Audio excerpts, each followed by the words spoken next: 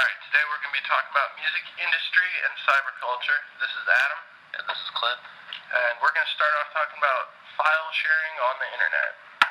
That's a big topic these days. One of the biggest things that came out of that was when Napster, which sold music online themselves. We messed up. It's free. Metallica made a big deal about it, which got a lot of press, and they were forced to shut down. Yeah, they're pretty much the sole reason why Napster's not around anymore, even though most bands really didn't care. I mean, there's different ways to look at it. A lot of different music bands would let you do it for free, didn't care. Some did care, but they didn't pursue it. Most of the bands that cared were larger bands that made a lot of money. Metallica was one of them, even though they were more of an underground metal band. They became mainstream and then started caring about it because of, I don't know, maybe their reputation. But Napster and other places, other websites took place online as file sharing websites, which meant that somebody that had their album on their computer could share it with anybody else online for free, or stream it to see if they wanted to download it. Torrents do this still today, and peer-to-peer file sharing. BearShare, one that's used a lot with underground music, is like Media Fire and RapidShare, I think. One of the big torrent sites, the Pirate Bay, has been under a lot of scrutiny lately, and internationally, and you can tell from now to a couple of years ago, their amount of torrents has gone down a lot because they've been under so much pressure from government or any kind of sources, and we had that recent move to censor the internet for piracy.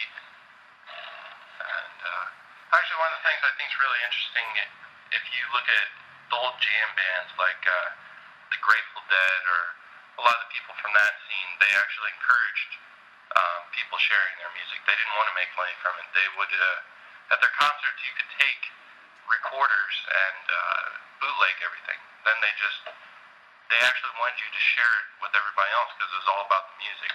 So it's a personal preference to musicians, being that it's their own intellectual property.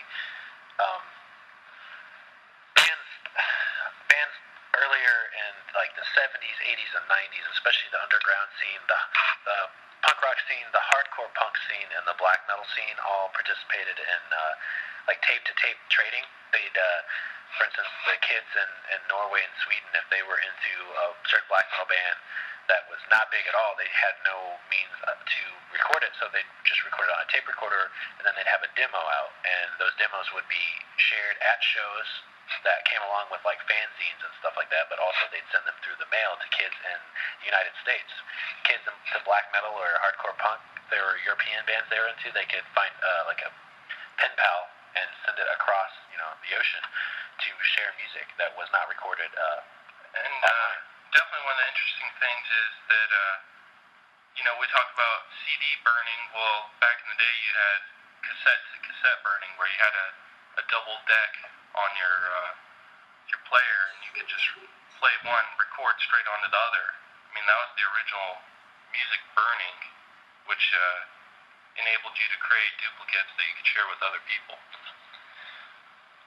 Talk a minute about MySpace and Facebook. MySpace, when it originally came out, was a site for musicians to upload their music so that people could hear it online. And then MySpace, in the last couple of years, has just become unpopular, and Facebook has taken its place. So now Facebook has profiles for bands where they can upload their music, and a lot of bands are now making Facebook profiles so that they can still be accessible to what is most popular with music lovers. One of the interesting things that they can utilize that for is they can put demos of their tracks. They can put a couple singles off their upcoming album onto Facebook. That way you can know what the album's going to be like, decide if you want it. That's a good way for them to advertise. They also put links on their MySpace or Facebook where you can buy their albums. What's ironic, though, is that the new music age, the last 10 years in particular, I mean, electronica in general, 10 to 20, and industrial music, stuff like that, has been around before that. But just in the last 10 years or so, just straight popular music in any country uses like cyber instruments. There are underground bands like Agoraphobic Nosebleed and Insect Warfare that might use drum machines and stuff like that, and be a type of like cyberpunk type music. But newer popular music, for instance, hip hop and rap music, they use recycled music, which they use samples. They use samples, and they recycle music that has already existed, which caused a ruckus too, because they'd use the samples and not credit it, and then the other musicians would sue. So now they have to credit it for each sample that they use. Up to beyond 30 seconds. You can use a sample for 30 seconds without crediting it or having copyright infringement. After 30 seconds, it becomes copyright infringement.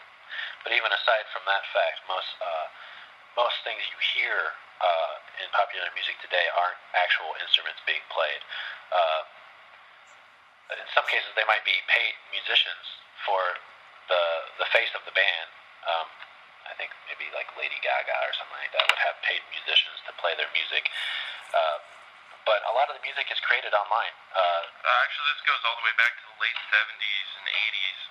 Bands like Kraftwerk, a German kind of techno-industrial band, Autobahn and stuff. Those were all synthesizers. I mean, you're not actually playing a guitar. You're digitally creating this music. Kraftwerk is what inspired bands like Devo that became popular, that you might know. But it all takes place now online, and it's created electronically, which is just ironic, being that there's such a call to arms about file sharing these days. I mean, if its inception was online, why shouldn't it be free? Well, and I mean, that goes all the way back to the roots of hip-hop and rap music, because you think back to Run DMC, they did that split with Aerosmith. I mean, they just rapped over, what was it, Walk This Way or something? Yes. Yeah. So, I mean, that's the whole roots of rap music. And, but one of the cool things about these days is the accessibility of anything. You know, back in the day, it would be hard to find something you really liked or something rare. But by utilizing the internet, you can find it.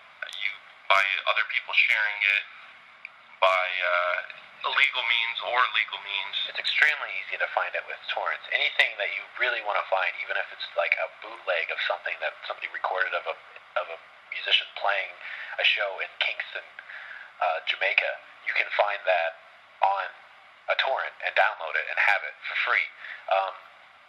There are other places, if you can download complete discographies that way through BitTorrent and things like that. BitTorrent being the program that unzips it pretty much. But you can also use blog spots where people have accounts with MediaFire, I believe,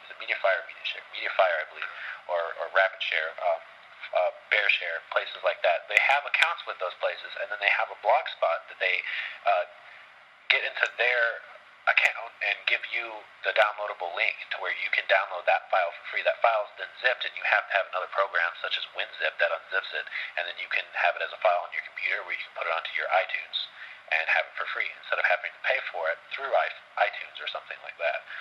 The other interesting way to get rare music, which I've found even rarer music than I can find on torrents, was going back to the traditional style of tape trading with friends. There's websites out there where it's CD trading now, obviously, but if you loved a band so much, like, say, Nirvana, for instance, you'll find other people that love them as much. You can go to the CD trading websites. It's mostly done by mail instead of digitally, but say you wanted to hear them in 92 at a certain venue, somebody out there's got it, and you can just get a hold of them online. Say that you've got something that they want. You just make a fair trade through the post office. As an ending note, it might be important to mention that underground bands in the black metal scene and in the hardcore punk scene, especially in the States, have been reverting to recording on tapes. The last couple shows I've gone to in Chicago, some Chicago-based hardcore punk bands have only recorded and released things on a crappy little tape as a demo, and that's literally the only place you can find those things. So, in a sense, it gives it a cool nostalgic feeling, really. I mean, it takes you back to they're trying to bring back the aesthetic of what it once was. Signing out. This is Adam and Clint. Catch you later.